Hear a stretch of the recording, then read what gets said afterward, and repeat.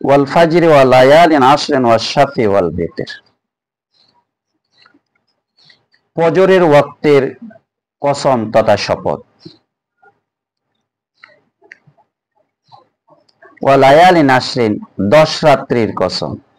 জো এবং বেজো দিবসের কসম।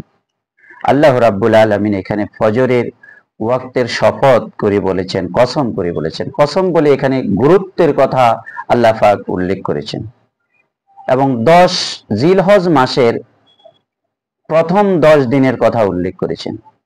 হাদিসে রাসূল বলেছেন যে আল্লাহর নিকট সবচেয়ে জিলহজ মাসের প্রথম 10 দিনের ইবাদত অধিক পছন্দনীয়, অধিক উত্তম। কারণ যারা জিলহজ মাসের প্রথম 10 দিন ইবাদত করে, এটা আল্লাহর কাছে অধিক প্রিয় এবং পছন্দনীয় ইবাদত। আবার ওই দিনের জিলহজ মাসের 9 তারিখ পর্যন্ত রোজা রাখা, যে প্রতিটা রোজার বিনিময়ে আল্লাহ রাব্বুল আলামিন 1 বছরের রোজার সওয়াব দান করবেন।